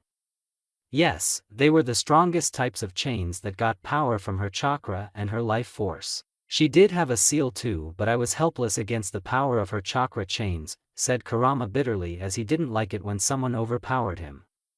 But your chakra is so powerful, argued Naruto. It is, but Kushina and Mito's chakra destroyed my chakra in small proportions. Kushina's chakra chains were like acid, they burned my energy, and if I tried to move they would slice my skin off like acid. They had extraordinary power. Also, a Jinchuriki's chakra is harmful to other Jinchuriki, and it seems that Danzo knew this, explained Kurama briefly. So he somehow utilized my mother's chakra to empower his curse seal and increase its strength. My mother's chakra destroyed your chakra, and it seems Danzo curse seal's mechanism destroys my cells, which can ultimately lead to my death. The more I use your chakra, the more my cells burn. In a way, he has restrained me from using much of your power, said Naruto bitterly. You got the hang of it. You didn't think that he would trust you to be loyal to him, did you? Asked Kurama sarcastically. No, that man may be a lunatic, but he knows people better. So this was also one of his counter-plans to stop me if I betrayed him, said Naruto analytically. One of? Asked Kurama in confusion. Yes, said Naruto angrily. Does it have something to do with that girl? What was her name, Rei? Asked Kurama curiously. Yes, I had asked Sai to find out about the base that Danzo and Orochimaru had used in the past, said Naruto seriously. And? Asked Kurama anxiously. He did find the base, it was right beneath the Naka River, said Naruto, shocking Kurama. An underground base in a river, it must have been very costly and dangerous to make such a base. What did they want to do in it? Asked Kurama anxiously. Sai found the truth, said Naruto darkly. The truth? Asked Kurama confusedly. Danzo created my replacement, said Naruto, shocking Kurama to the core. You don't mean? Said Kurama hesitantly, he couldn't believe what he just found out. Yes. Said Naruto sadly. I'm sorry, Naruto, said Kurama sadly for the first time in his existence. Now you understand why I cannot kill her, said Naruto with deep regret in his voice. Did Danzo use? Asked Kurama slowly. Yes, it is exactly what you think it is, said Naruto angrily. I see, said Kurama silently. He created someone whom I can never kill, and if my life is an example, she must be very strong. That bastard made me kill my brother, my friends, my teachers, my comrades, and now this atrocity. I swear it on my life, Kurama, I'll kill that bastard even if it costs me my life, said Naruto darkly. We will kill him tonight. Kurama, promise you to get your vengeance tonight, said Kurama with determination. Naruto slowly got up, he was in pain, but his will to fight, his will to kill Danzo was stronger than ever. Naruto, they are coming, said Sai seriously. The smoke started to clear and there stood in front of Sai and Naruto the entire Root ANBU force. There were approximately 200 of them left and all of them were ready to kill. Fu and Torian were in the front and were leading the forces. Sai and Naruto looked at each other, both the boys nodded. This was it, this was their final fight with Root, one which they will not lose at any cost. Let's do this, Sai, said Naruto fiercely. The Root ANBU started charging towards them at great speed. The Ki went off the roof. The tension increased. The heartbeats became faster. The sound of footsteps on the ground was getting louder with each passing moment. Naruto's Mangekyo Sharingan flared dangerously and his chakra went off the charts. The pain didn't matter. He was fearless. He was ruthless. He would not fail. He would not stop. Get ready for my final Susanoo, yelled Naruto loudly. Naruto Uchiha's quest for vengeance had begun. The ground shook violently as the shape of Naruto's Susanoo started to change. It started to grow very large in size, its skeleton structure solidified and was now covered in armor. Its head was also covered by a shining black armor, and the Sharingan-looking eyes of the Susanoo flashed dangerously. Naruto was barely able to suppress the scream in his throat. The curse seal was destroying him from the inside. He had to use Kurama's chakra for his Susanoo, but the pain was unbearable. It was as if he was being burned alive. Sai sensed Naruto's pain. He also saw ANBU rushing towards them. It will take him a few more moments to complete his jutsu, thought Sai seriously. Sumi Bunshin no Jutsu, Ink Shadow Clone. Sai immediately created 10 identical ink clones who were ready to fight with the enemy. Everyone, engage the enemy and hold them off, as long as possible, commanded Sai strictly. All the ink clones silently nodded. They unsheathed their tanto, and charged towards the enemy. Defensive formation, yelled one of Sai's ink clones. All the clones knew that fighting head-on with such a huge force was suicide. As a result, they were trying their best to stall the enemy, and give Naruto some time. Doton Doryuhiki, Earth Release, Mud Wall Jutsu. All the clones formed a large mud wall in order to stop the advancing enemy forces. The clones then immediately took out something from their pouches, and attached it to their bodies. The mud wall was shattered to pieces in a few seconds, and several ANBU jumped at the ink clones with a murderous ki. Katsu. The original Sai immediately performed the ram seal and detonated his ink clones. The ink clones had attached explosive tags on their bodies on Sai's command. The impact was instantaneous. The clones were blown to pieces along with several of the root ANBU. Many root ANBU were badly injured. Again, dust covered the entire corridor.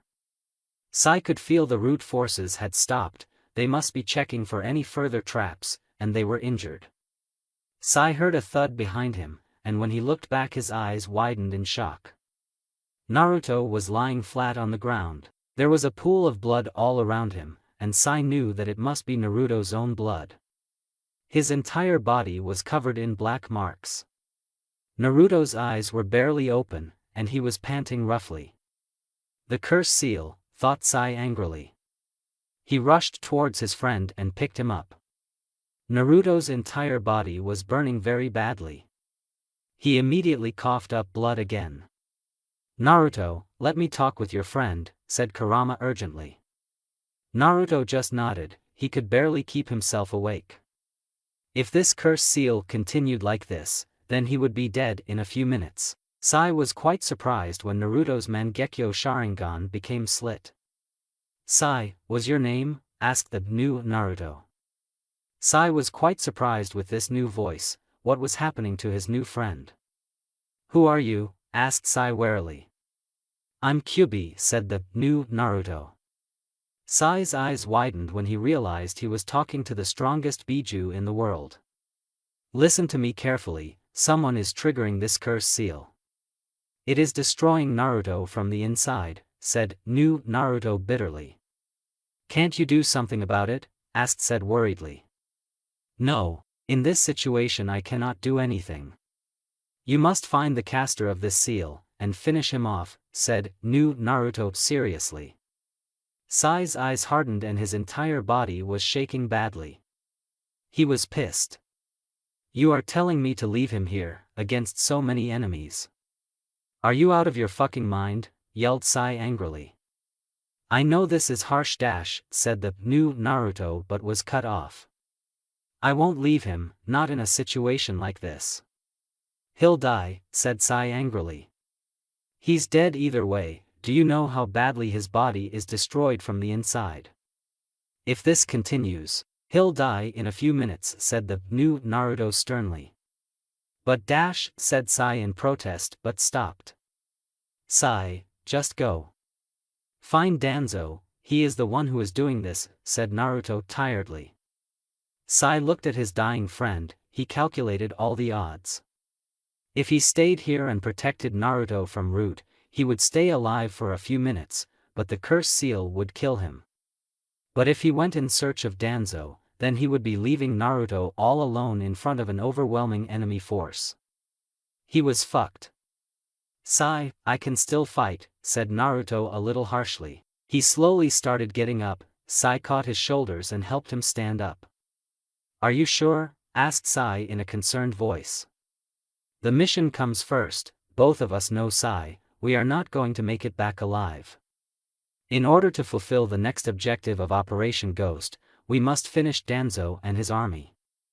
I'll hold them off, find Danzo and kill him, said Naruto seriously. Understood, said Sai sadly. He was quite surprised when Naruto grabbed his shoulders and brought him close to his face. Sai was now directly staring into Naruto's Mangekyo Sharingan. He heard Naruto speak some words. What was going on? What was Naruto doing? Naruto sensed his friend's confusion. He put a hand on his friend's shoulders and spoke in a soft voice. Relax, I didn't do anything harmful to you.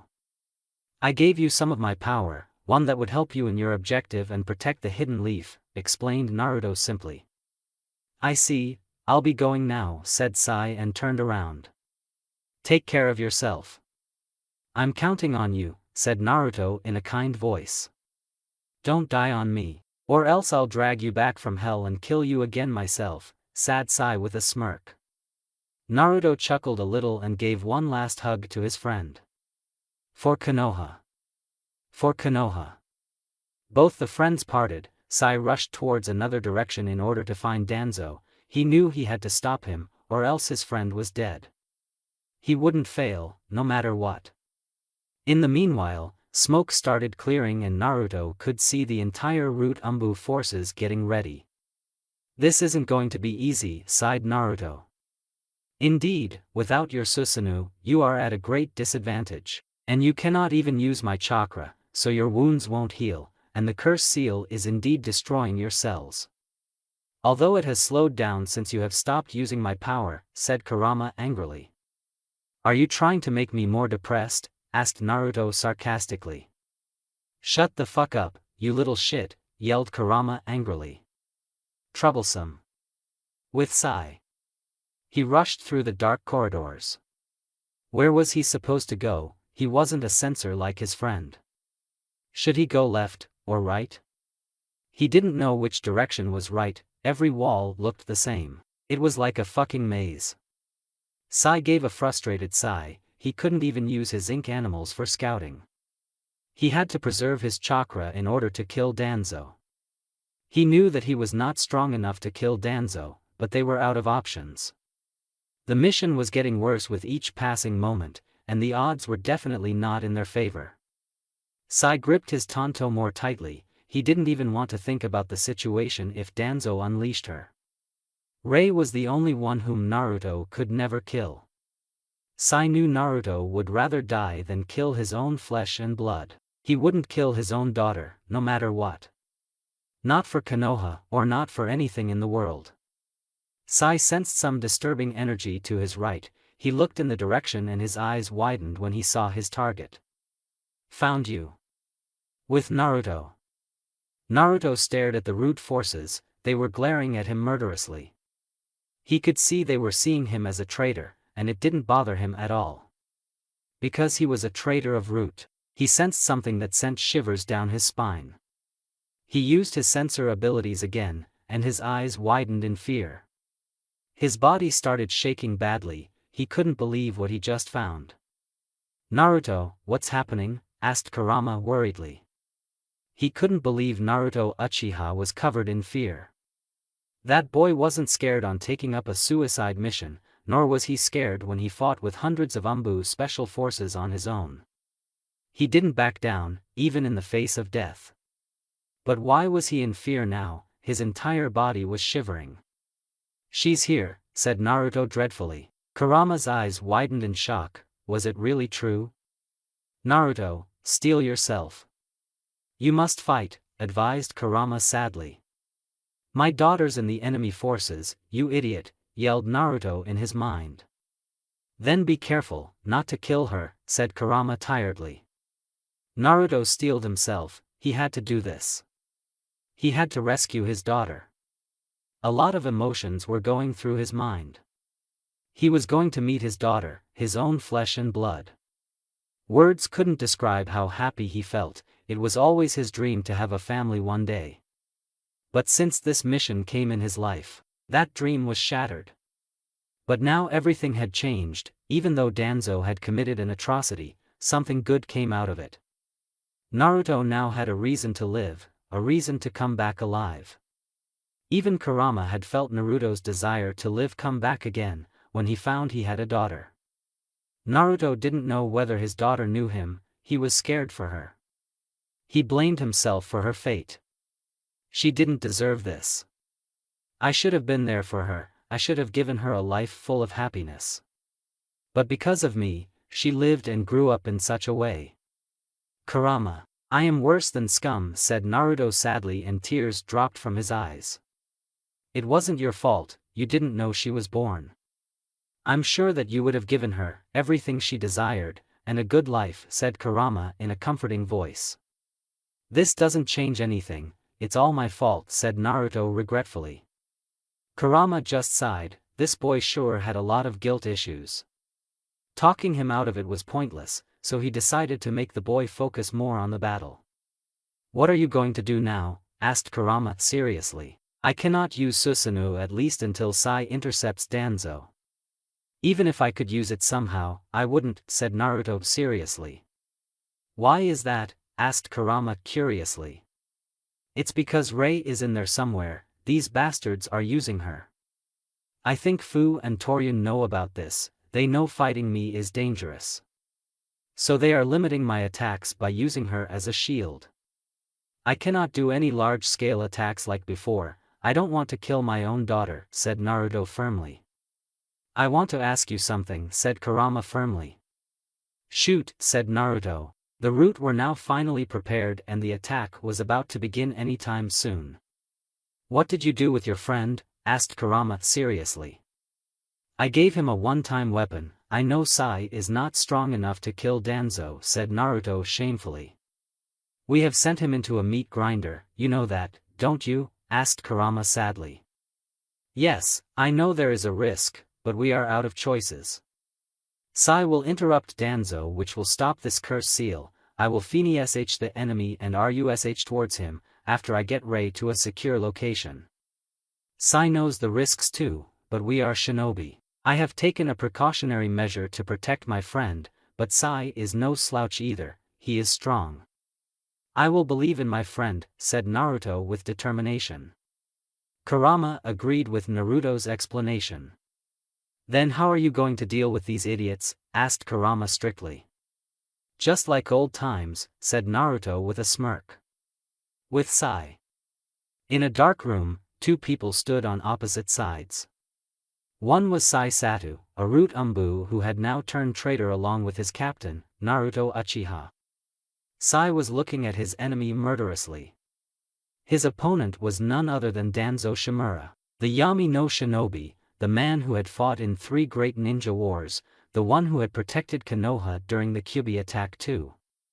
The man was a legend and commander of a group of elite special forces. Sai wouldn't lie, he was nervous. Danzo was his former commander and teacher, he knew everything about Sai. His strength, his weakness, his skills, Danzo knew everything. And in the shinobi world, when your opponent knew everything about you, and was stronger than you, it only meant one thing. Your death was imminent. Danzo had a neutral expression on his face, it was as if he wasn't even affected by what was happening in his base. The man sure knew how to control his emotions. You are nervous, stated Danzo calmly. Sai didn't answer and instead threw a kunai laced with explosive tags at Danzo quickly. There was a loud explosion and fire started burning in the place where Danzo had stood before. Although the man was not visible at all. Where is he? Thought Sai. His danger senses kicked off and he immediately jumped high in the air. Just a moment later there was a slash. Sai looked down and he saw Danzo had tried to slice his head off with a kunai. But why was the man standing there with a calm face? Shit, thought Sai alarmingly. In the last moment, he blocked an attack from behind with the help of his tanto, but he soon received a very hard kick on his back, which sent him crashing into the wall.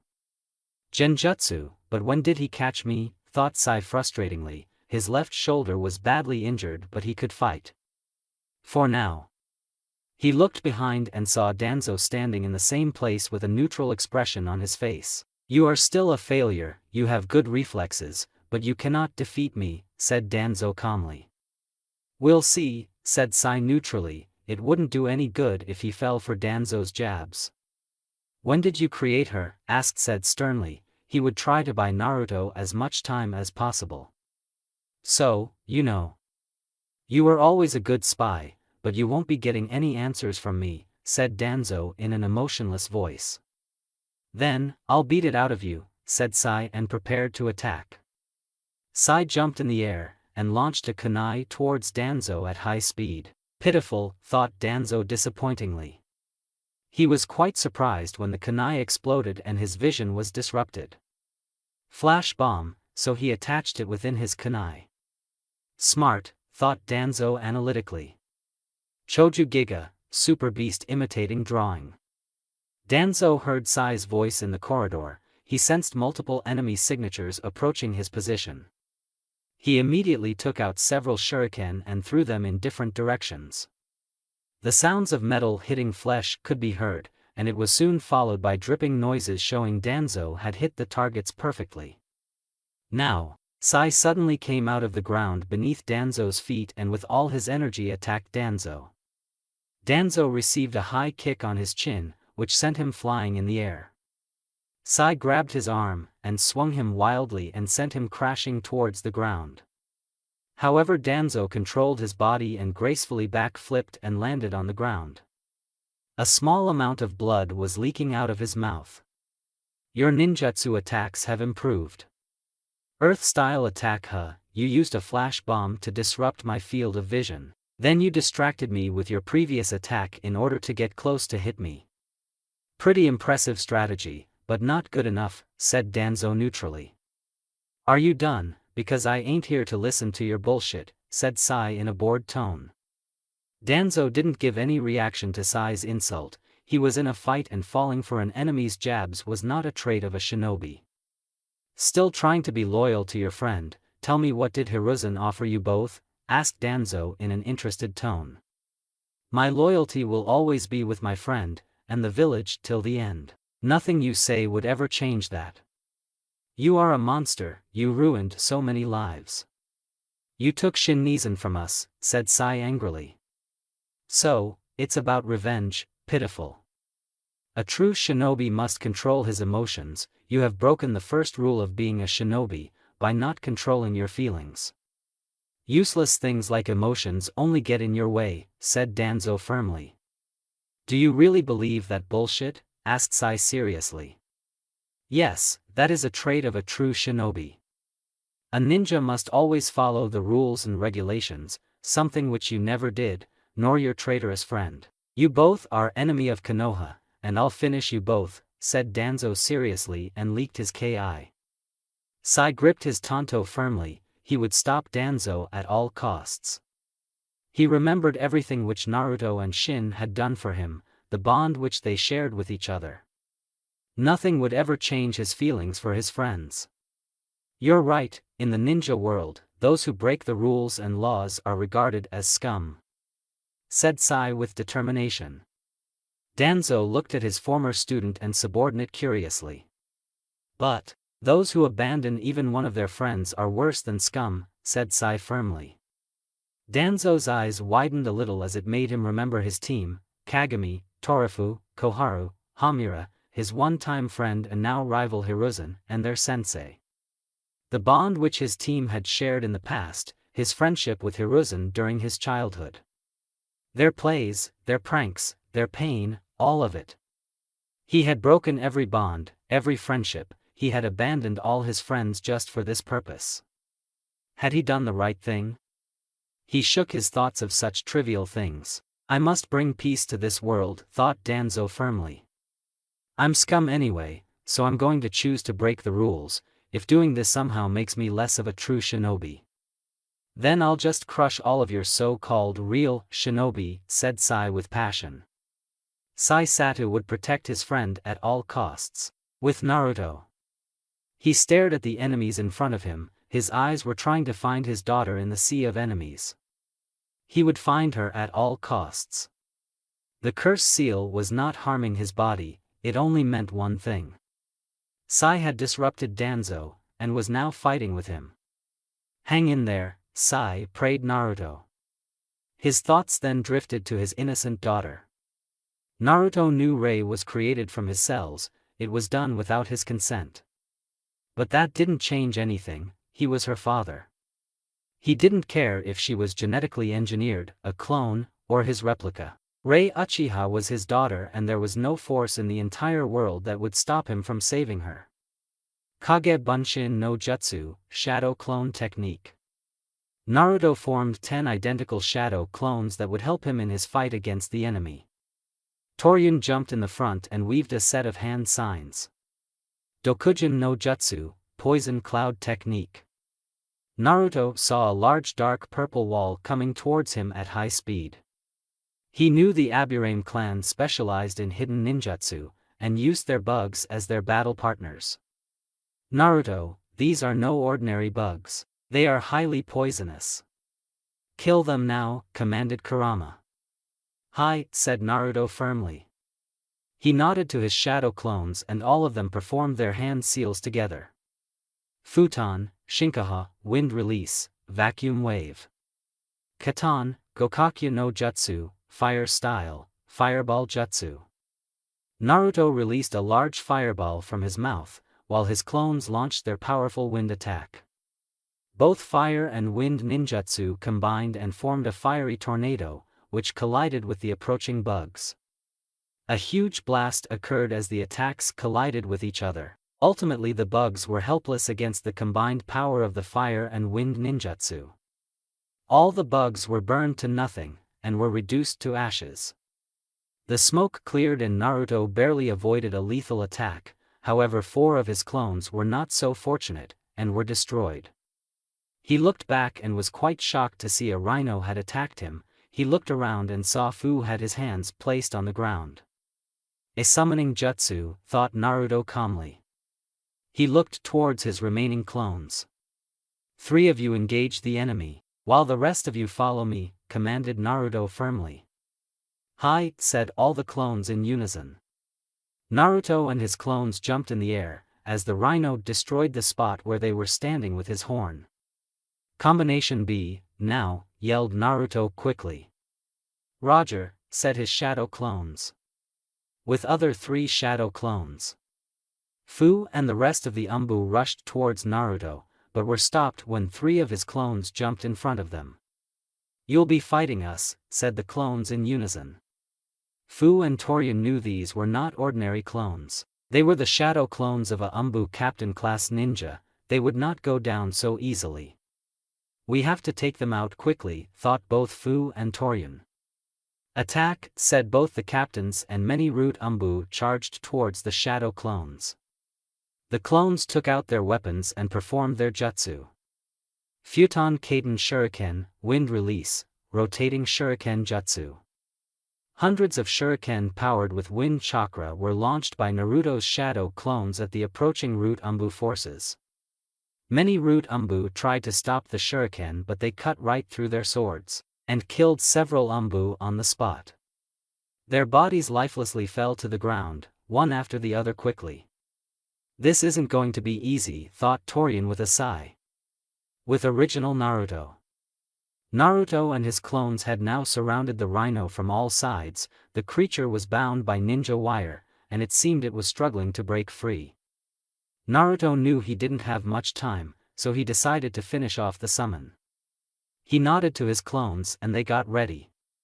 Futon Kazakiri no Jutsu, Wind Release, Wind Cutter Jutsu. One of Naruto's clones performed his wind-style attack, and several sharp invisible blades of wind shredded the rhino's legs.